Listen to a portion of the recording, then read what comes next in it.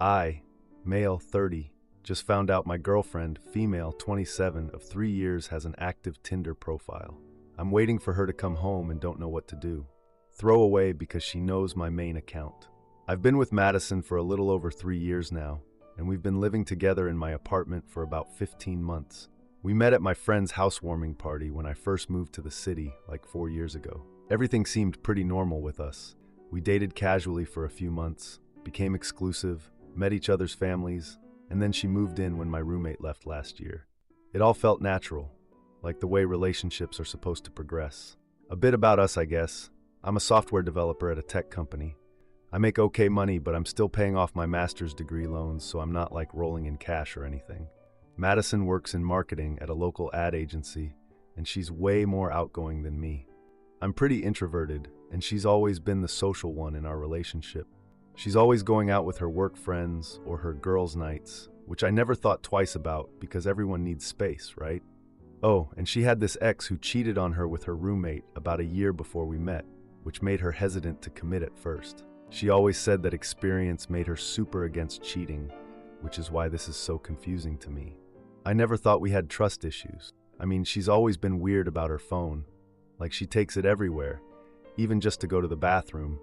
And she changed her password a few months ago and never told me the new one. But I just figured she values her independence or whatever. I'm not the jealous type and never wanted to be that controlling boyfriend who needs to know everything. But I guess I should have paid attention to those red flags, because last Friday, everything fell apart. My buddy Steven, male 29, who just broke up with his girlfriend, was on Tinder, and he literally found Madison's profile. He called me immediately, and I didn't believe him at first. Like, there's no way, right? So this is how it went down. Steven was just swiping through profiles Friday night while we were supposed to be gaming online together. Suddenly, he recognized her immediately. The profile showed as active now, and the location was only like 3 miles away. She told me she was at a work event downtown that night. Steven took screenshots of everything. The worst part was some of the pictures were super recent, like one from that concert we went to literally 3 weeks ago. Her bio said, "Looking for fun, nothing serious," which just made me feel like I was gonna throw up. Steven debated whether to tell me right away or wait till morning, but decided it was too important. When he called me, I straight up thought he was joking or confused. I said maybe it's an old profile she forgot to delete or someone using her pictures to catfish. But then, he sent me all the screenshots and I knew immediately it was real. One of the photos was from our beach trip 2 months ago. I literally took that picture of her. The profile clearly said active now, and she was supposedly at this work event that she'd been talking about all week. I texted her right after seeing it, and she replied that she couldn't talk because it was too loud at the event. I felt so sick I had to go outside for air. I think I just sat on the steps of my apartment building for like 20 minutes, trying not to throw up. Steven came over and let me use his account to look at her profile more closely. We could see her location updating throughout the night, and it definitely wasn't anywhere near the downtown area where her work event was supposed to be. My first instinct was to call her and confront her right away, but Steven convinced me I should get more evidence first. He pointed out that if I just asked her about it, she'd probably have some excuse ready or delete the profile before I could prove anything. After thinking about it for hours, Steven and I came up with a plan. We decided to use his account to superlike her profile and send her screenshots of her own profile as evidence. I wanted to see her genuine reaction rather than give her time to come up with lies. So we sent the superlike with the screenshots and a message saying I found her profile and we need to talk. She hasn't seen the message yet. At least Tinder doesn't show it as read. She's supposed to be home in a couple hours, and I already told my boss I'm taking tomorrow off. I honestly have no idea what to do when she gets here. Part of me wants to just pack all her stuff and leave it outside. But another part wants to hear what she has to say, even though I know it'll probably be bullshit. Has anyone been through something like this? What should I do when she gets home? Should I confront her right away, or wait to see if she brings it up after seeing the Tinder message? I feel like my whole world is crashing down and I can't think straight. Now for the first update. So a lot has happened since my post yesterday. This is going to be long because the last 48 hours have been insane and I'm still processing everything. When I posted yesterday, I was waiting for Madison to come home from her work event after we, my friend Steven and I, found her active Tinder profile and sent her a message from his account with screenshots. She finally got home around midnight, convenient, right? And acted completely normal, like nothing was wrong. She said she was exhausted from the event, gave me a quick kiss, and immediately went to take a shower, which I now realize is something she always does after these late nights out. How did I miss that pattern for so long? She didn't mention anything about Tinder or act like she'd seen the message Steven sent. I decided not to confront her right then because 1, I wanted to see how long she'd keep lying, and 2, I was honestly still in shock and needed more time to think. Since people were asking, Madison's parents are conservative Christians who live 2 hours away in her small hometown. They're big on proper appearances, which is probably relevant to what I'm planning. Anyway, I barely slept that night. I was laying there watching her sleep like nothing was wrong, while my mind was racing with all these scenarios and memories, like all those girls' nights and work events that probably weren't what she said they were. I felt so stupid. So the next morning, yesterday, I pretended to go to work, but actually took the day off. I texted my boss about a personal emergency, and he was cool about it. I drove around the block and parked where I could see our apartment building. Sure enough, Madison, who normally works from home on Tuesdays, left around 9:30 a.m. wearing this outfit I've never seen before. Like a cute summer dress that was definitely not something you'd wear to the office or even working from home. I know some people will think this is creepy or whatever, but I followed her. I mean, I needed to know the truth, right? She walked to this coffee shop about 10 blocks from our place and met some guy. He hugged her when she arrived, and it was not a casual friend hug. It was one of those long, full-body hugs. Here's basically what happened. I parked across the street and just watched them through the window. Madison was laughing and talking super animated with this guy I've never seen before. He kept touching her hand during their conversation, and she wasn't pulling away at all. I took some pictures with my phone, zoomed in, as evidence because at this point I was like documenting everything. Then Madison checked her phone and suddenly looked freaked out, like her whole face changed. She quickly said goodbye to the dude, who looked confused. He actually leaned in for what looked like a kiss, but she turned her face and it was super awkward. Then she basically ran out of there, constantly checking her phone. I ducked down in my car when she walked past. She looked totally panicked and was calling someone. I figured she must have finally seen the Tinder message and was freaking out. I drove back to our apartment, making sure to get there before her. When she came in, she was calling me over and over. I hadn't answered. She looked shocked to see me home. "What are you doing here?" she asked like she'd seen a ghost. I just said, wasn't feeling great, so I took the day off. Her face was just, I can't even describe it, pure panic. She immediately started making up this whole story about how she wasn't feeling well and had just gone out to get medicine. Meanwhile, her phone kept buzzing with notifications, which she claimed were work emails, but wouldn't show me. When I asked her point blank if there was anything she wanted to tell me, giving her a chance to come clean, she just said, "Everything's fine," while acting completely not fine. At that point, I decided I needed more evidence before confronting her directly. I called my landlord, since I'm the primary tenant on the lease, to ask about changing the locks. I didn't give him all the details, but mentioned relationship problems and potential security concerns. He was understanding since he'd been through something similar before. Then while Madison was in a work meeting, a real one this time, I could hear her on the call. I started digging through our shared cloud storage. And holy shit, you guys, holy shit. I found everything. I logged into our shared cloud account on my laptop and discovered Madison's phone backups going back years. I found Tinder data from basically our entire relationship. Like she's been on Tinder since just a few weeks after we became exclusive. I found messages with at least a dozen different guys, including plans for meetups on nights she told me she was working late or out with the girls. There were selfies she'd sent to these matches that she never shared with me. Location data showing her at hotels on nights she said she was somewhere else. I literally sat there screenshotting everything, saving it all to a separate folder, the cloud that she doesn't have access to. The worst part was finding conversations where she complained about me to these guys, saying our relationship was comfortable but boring and that I was sweet but not exciting. Even worse, she'd met up with someone just 3 days ago, while I was at my friend's birthday dinner that she said she couldn't attend because of deadline work. I always thought I was a pretty calm, rational guy, but sitting there looking through all this evidence, I started planning this whole elaborate revenge scenario that honestly surprised even me. I'm not normally vindictive, but something in me just snapped. For the rest of yesterday and today, I've been acting completely normal around Madison while finalizing my plan. She's been super jumpy and making excuses to take calls in private. At first, I thought it was work stress, but now I know she's probably panicking about being caught.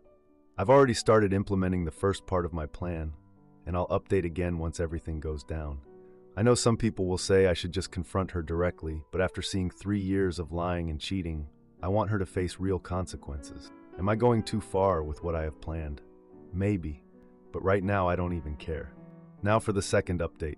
So yeah, a week has passed since my last update, where I found all that evidence of Madison cheating through our entire 3-year relationship.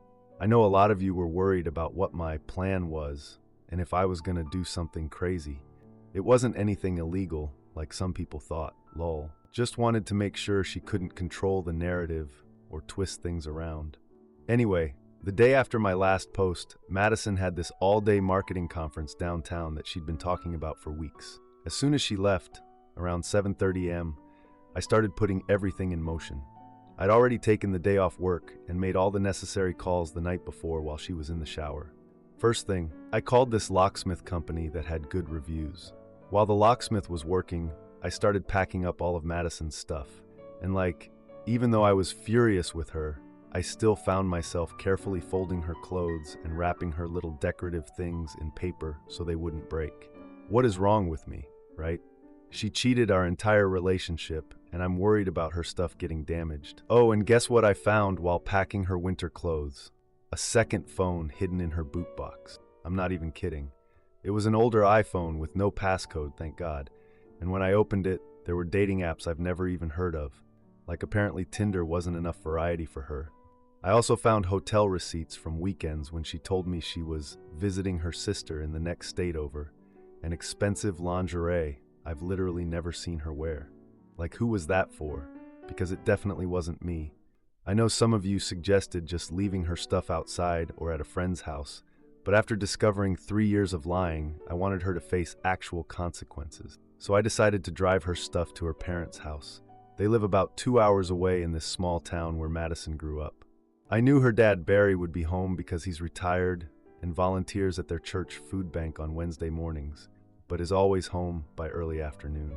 So after the locksmith finished, cost me $189 by the way, and I had everything packed and loaded in my car, took 3 trips down to the car. Madison had accumulated so much stuff at my place. I started the drive to her parents' place. The whole way there, I kept rehearsing what I would say, then changing my mind, then rehearsing again. My heart was seriously pounding the entire drive. When I finally got to their house, I just sat in my car for probably 15 minutes trying to work up the courage.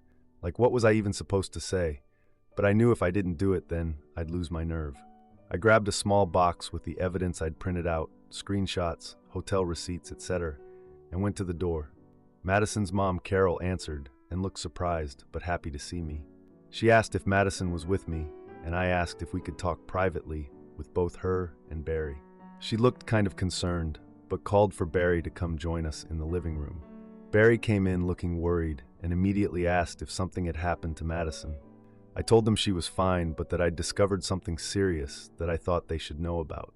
Then I just told them everything. How my friend found her active Tinder profile, how I discovered she'd been using dating apps and meeting other men throughout our entire relationship, and how I'd found evidence of hotel stays and a second phone. Carol gasped and put her hand over her mouth, looking shocked. Barry's face just hardened.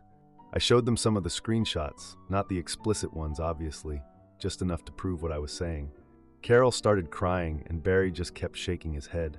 The weird thing is, Madison had always acted like she was the moral compass in our relationship. She'd get on my case for downloading movies illegally or not telling cashiers when they gave me too much change. Meanwhile, she's been living this whole double life the entire time. The hypocrisy is just unbelievable. Barry helped me bring all her stuff in from the car while Carol kept apologizing to me, which was honestly unexpected. She kept saying she didn't raise her daughter to behave this way and she was mortified. I almost felt bad for them, which is crazy because I'm the one who got cheated on.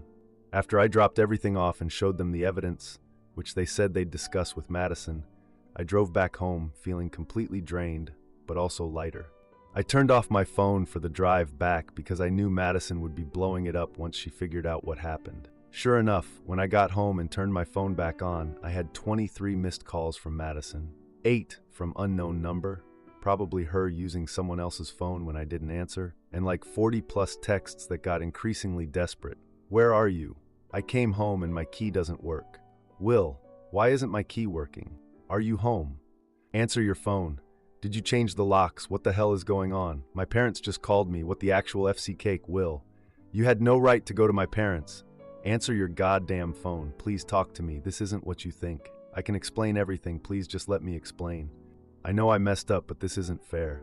My dad is furious. My mom won't stop crying. How could you do this to me? Please. Will, I love you.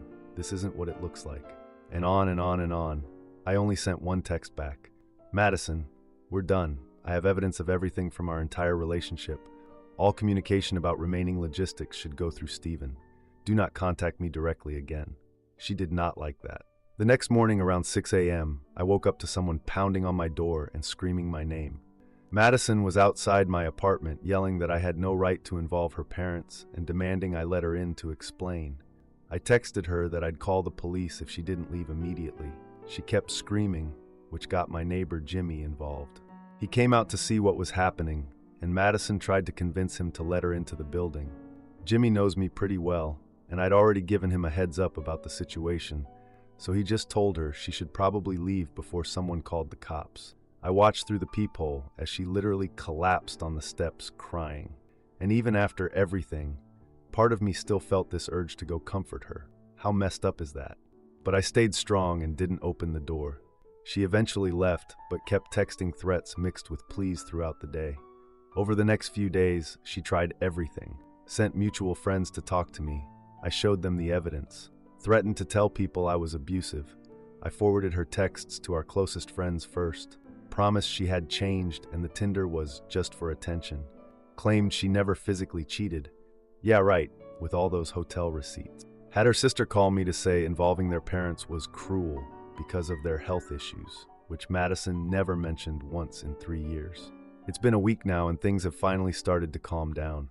Apparently her parents convinced her to give me space because Barry actually called to apologize again for Madison's behavior and thanked me for being relatively restrained in how I handled things. Most of our mutual friends have supported me after seeing the evidence, though some think taking her stuff to her parents was taking it too far. Whatever. After 3 years of lies, I think her parents deserve to know what kind of person their daughter really is. 2 days ago, Madison sent a final email, since I blocked her everywhere else. She admitted to everything, said she has validation issues from her ex cheating on her years ago, and claimed she never physically cheated despite all the evidence suggesting otherwise. She said she's starting therapy and hopes someday I can forgive her. I didn't respond. Thanks again to everyone who supported me through this nightmare. This whole experience has been awful, but I feel like I've learned some important lessons.